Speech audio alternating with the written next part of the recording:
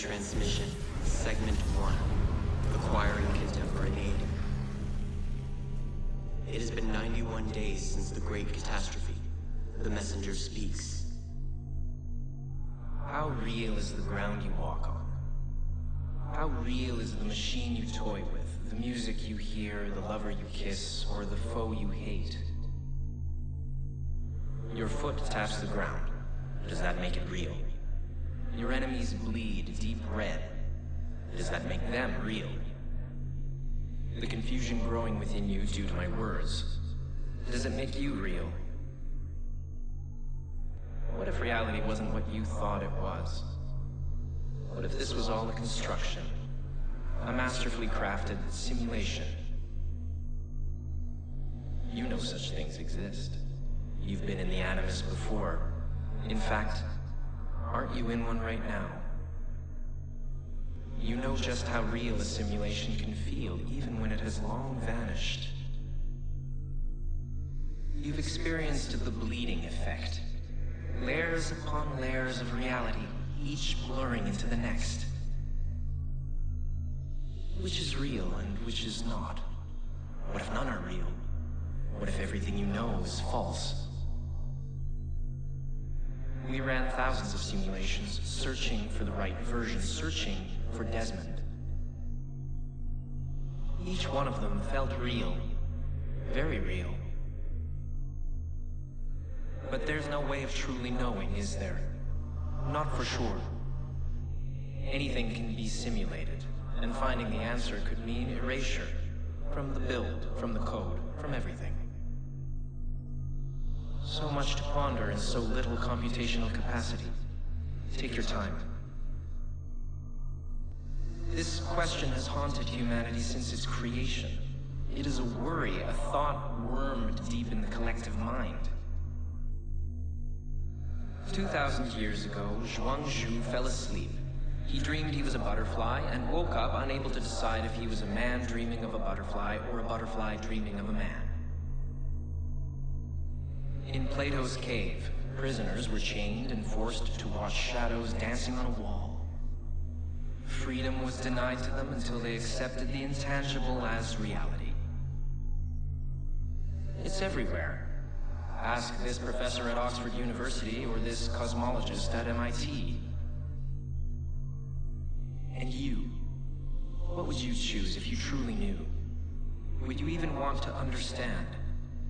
A dream within a dream where even the truth is sometimes a lie?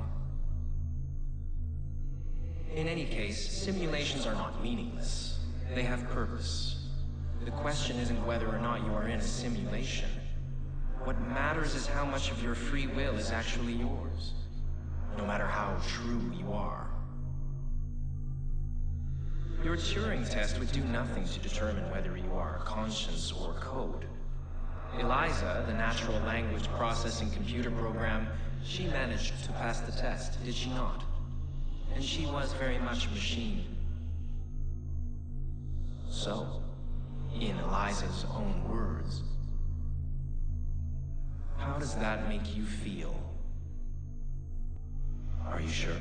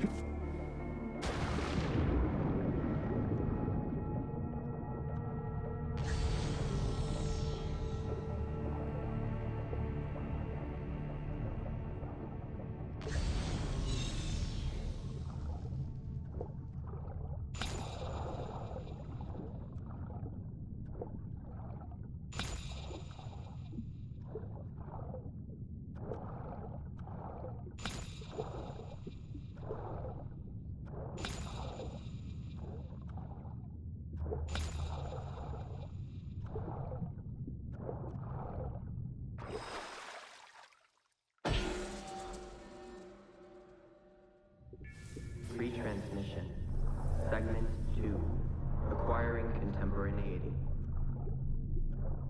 It has been 93 days since the Great Catastrophe. The messenger speaks. Hello, world. Language is the key to our mutual understanding. Yours and mine alone. We listened to your times. We learned. And today, we'll exchange words from the age of post-truth. They mean nothing to him. Human language carries knowledge and wit, lies and broken promises. Through language.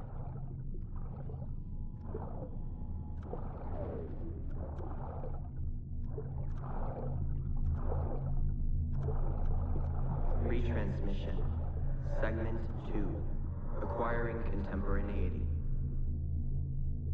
It has been 93 days since the Great Catastrophe. The messenger speaks. Hello, world. Language is the key to our mutual understanding. Yours and mine alone. We listened to your times. We learned. And today, we'll exchange words from the age of post-truth. They mean nothing to him. Human language carries knowledge and wit, lies and broken promises. Through language, you share fear, excitement, hope. It is the syntax with which you articulate what surrounds you. A structure to express and share your understanding of the world. It conveys abstraction, change, and uncertainty. Human language is flexible. It can even become mathematics.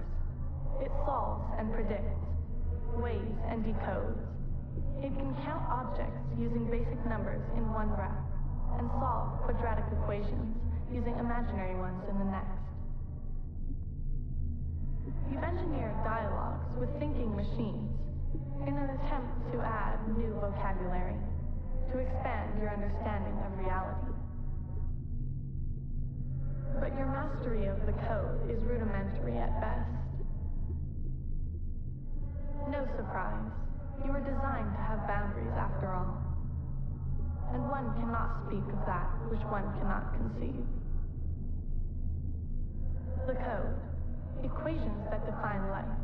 They are nestled deep within every star and every mote of dust.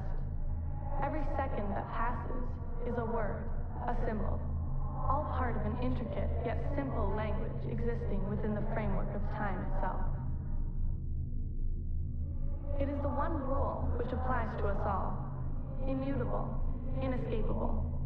The code is a bridge, a single point of cohesion between your civilization and mine. It is a language that can be read, that tells of what was, what is, and what will be. A language that we who came before can read, though you cannot. Time is more than the hour of the day, the readings of an atomic clock, something to lose, something to run out of. Time is a set of rules, not unlike the language you so dearly use to converse with your powerful machines. Time is a system that defines what comes to be. That is how we understand it. The code is time, and time is code. As you scratch the surface and uncover the truth, ask yourself if there is something more, something else. No need to be puzzled. You've seen time written before. You are surrounded by it as we speak. To your untrained mind, time might just look like paths and nodes. To us, it is not unlike a chalkboard covered in calculus. It reveals a window through which stretches the map to infinity. Yeah? See? As I speak of it in its true form, your mind is incapable of making sense of it. Were you to read, you'd learn about the other simulations. You'd learn about the genesis of who you came to be. You'd learn about space and its fluidity. Simply put, time is the language which existence is made of. All our existences. Yours, mine, and all those you dare not imagine.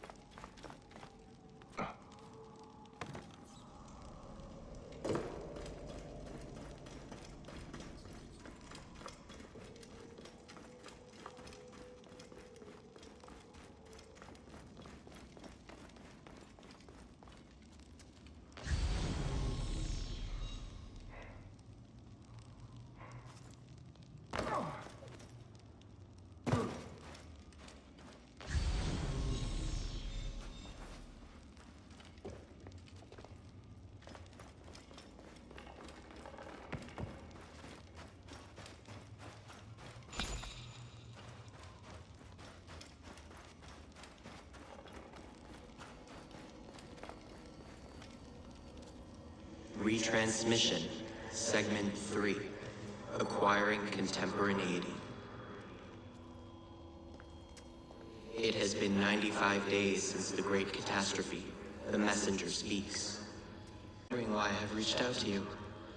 It was written, you see, that you would come to this particular chamber at this very moment in time. The walls told us of your coming when we once were. Look at them. Are they not fascinating?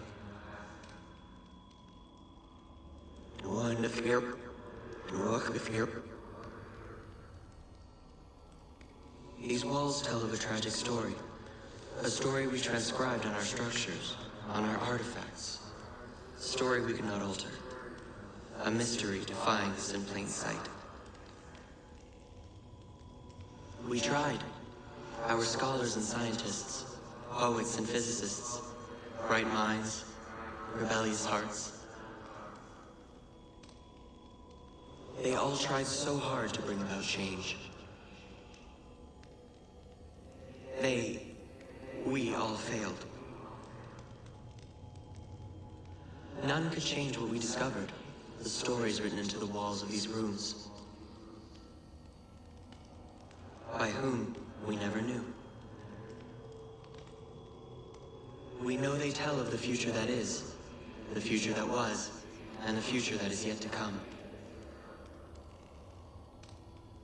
The Zeros? We failed at modifying the line. We failed at adding a single dot. It was clear. We were to be messengers at best. But messengers to whom? To you. We removed our ability to read those stories from your original template. A doorway that is also a puzzle. We must find the solution. Those were Brutus's words when he visited the vault under the Colosseum more than 2,000 years ago. He drew the vault, sketched it to the best of his abilities, but he could not see. Just as you are blind, You may read your watch, you may read hourglasses and calendars, but you cannot grasp beyond that simplistic surface. For now, the true reading of time still escapes you. And so today, the curtains pulled, and the Eros is shown, tragic and complete. Those walls you might never read. Events yet unfold as written. But something, anything must change. You do not understand what is at stake. The reader has no power. He is but an observer. But the author invents the future. The author owns the future. A future where zeros are avoided. A future where a loved one can be revived by the drafting of a new chapter. A future where humankind is more than it is today. A future where, just perhaps, we can all still exist together.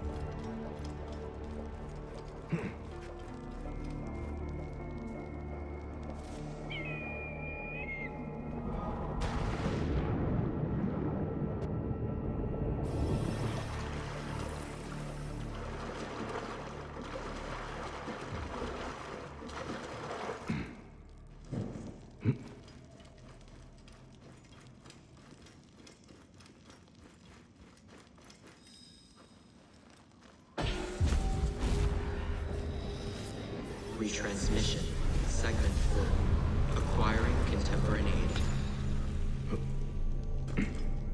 It has been 99 days since the Great Catastrophe. The messenger speaks. On the 21st day of December 2012, Desmond activated the global Aurora Borealis device and protected the Earth from the Sun's deadly coronal mass ejection.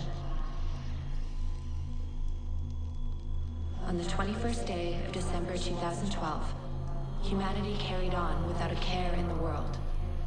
People went to work, people went to school, and people went to the well for water. On the night of December 21st, 2012, as the sun set on their days, humankind went to bed.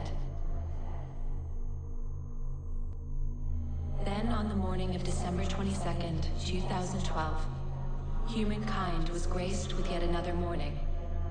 They never knew that on the previous day, the world almost ended.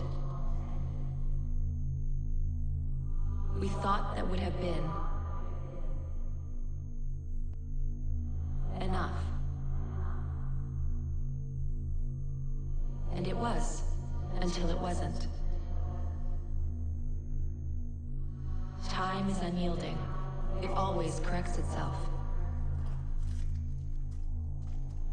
The language of time works in many ways, two of which you can understand, as you are now. Linear continuity is a simulation that allows for variations. Within the linear continuity, there are nodes, choke points, moments where algorithms converge the flows of superposed possibilities to a single moment, where only one absolute truth is possible. Paths fluid. Continuous. Nodes are static. Changeless. And the wave function collapses the paths into nodes which branch out. Again and again. And again. And so I wonder, can you feel the wave collapsing, trying to course correct Desmond's act of defiance? The incoming node needs the world to end. The algorithms have been carving the flow of possibilities towards that end for over 100 years now.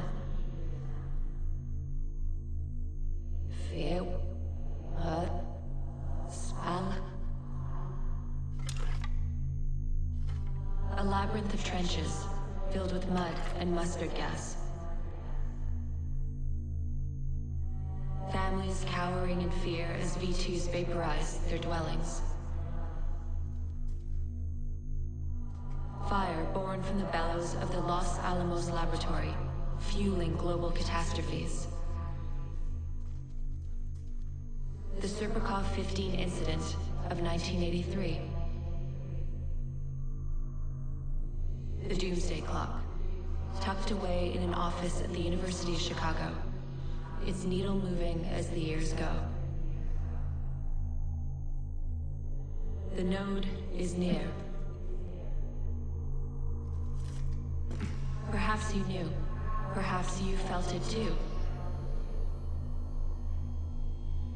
That the world is closing in on you.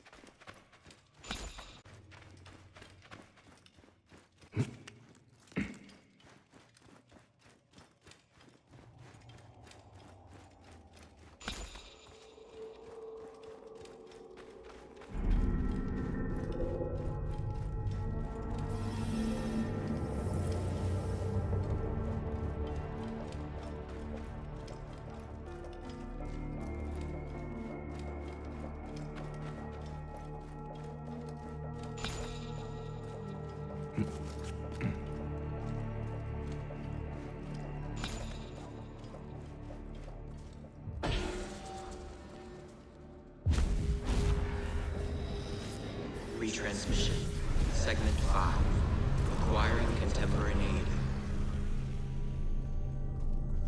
It has been 105 days since the Great Catastrophe. The messenger speaks.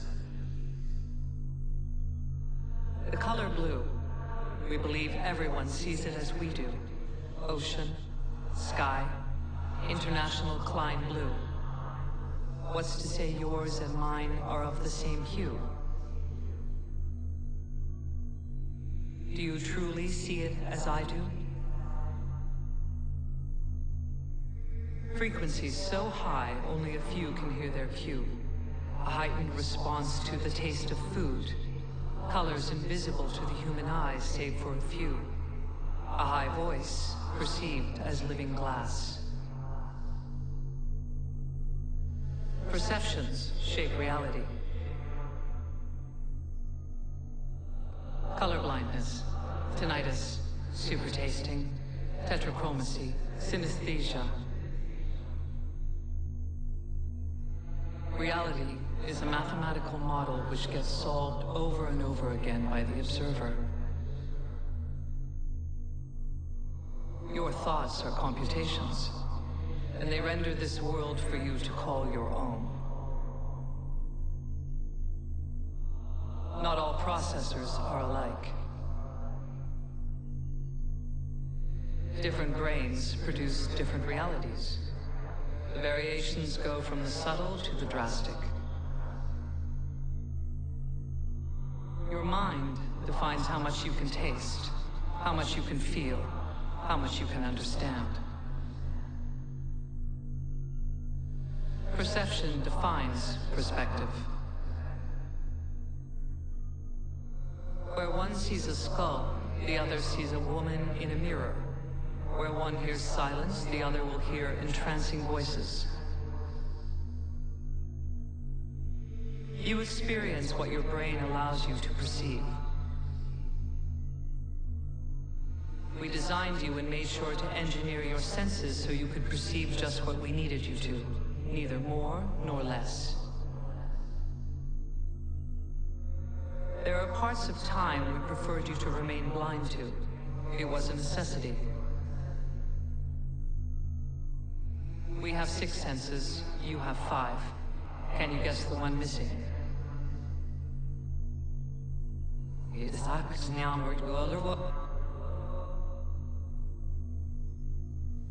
For centuries, humanity has fought for freedom.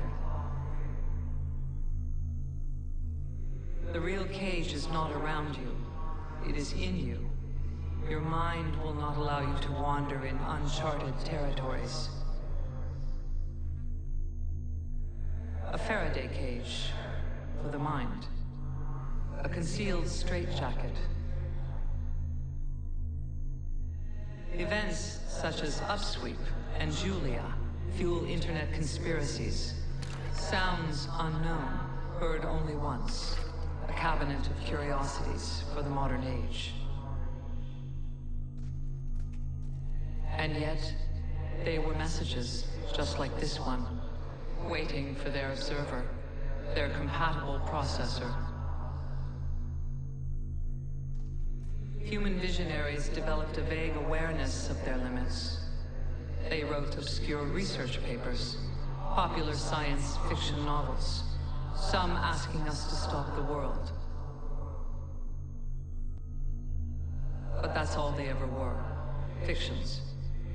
How could they not be? Reality is what the observer allows it to be. The Doppler effect, the Mobius strip, déjà vus, Cicada 3301, UVB 76, Eureka effects, ambigrams and anamorphosis, P versus NP. Is Schrodinger's cat dead or alive? It all depends on what you perceive, on what the cage is not hiding for you to see. Think. Think. Let your mind be free. Explore the borders of your reality.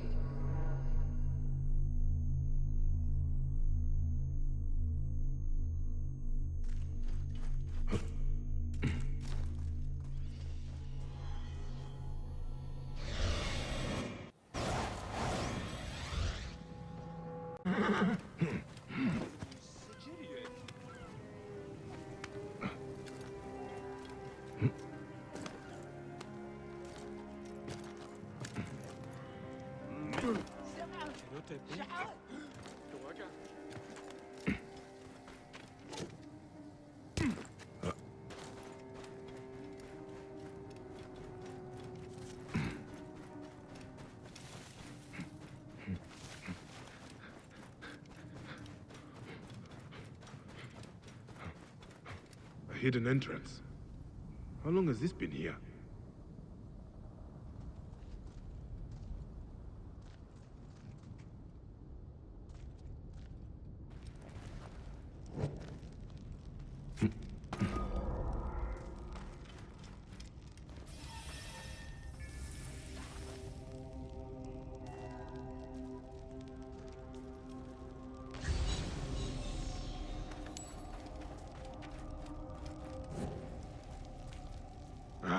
Dead end. Does not make sense. Or there must be a way forward.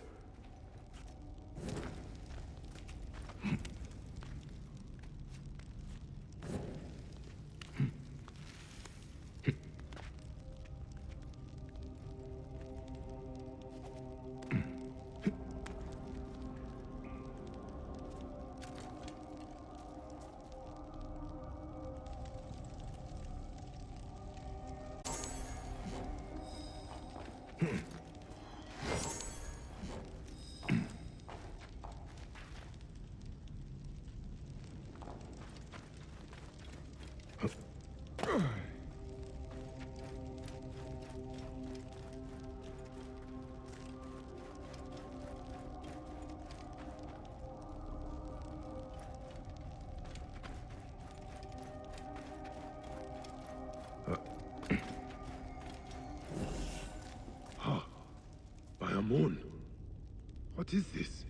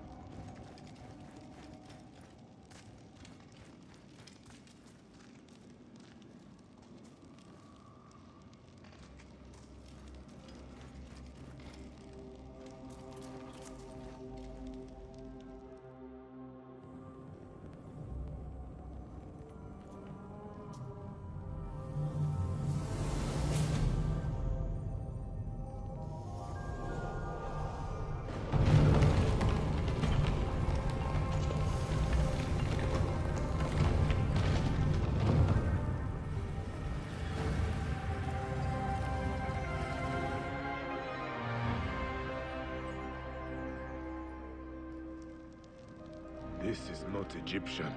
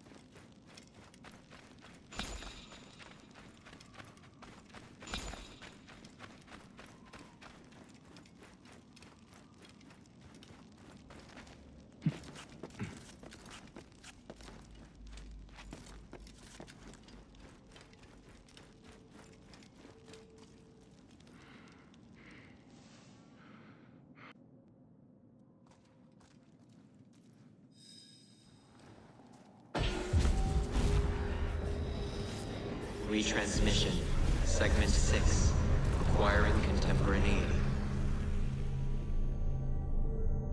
It has been 109 days since the Great Catastrophe. The messenger speaks. Wake up.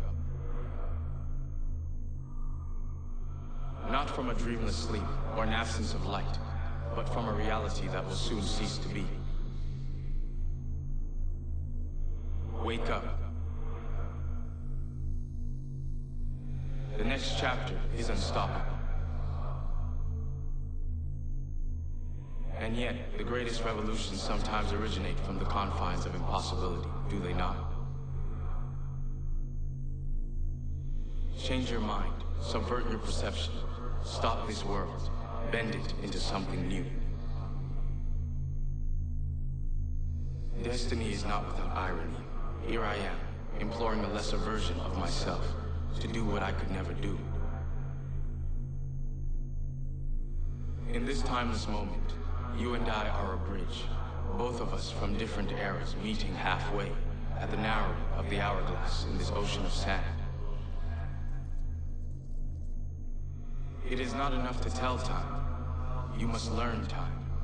To work with your Shelly Mrs. Eastlight, and in so doing, escape the inescapable. Fill in the blanks, the ones hiding between words, between worlds. Find the spaces that we could not erase, the variables that ended up erasing us. If you do not, they will erase you as well. Time told of a story that ended with us, and now it tells of a story that ends with you. Once upon a time, a new story will begin. After the functions which run our days have scattered into an array of random numbers, we found solace in order. We thought it would help us rule the world.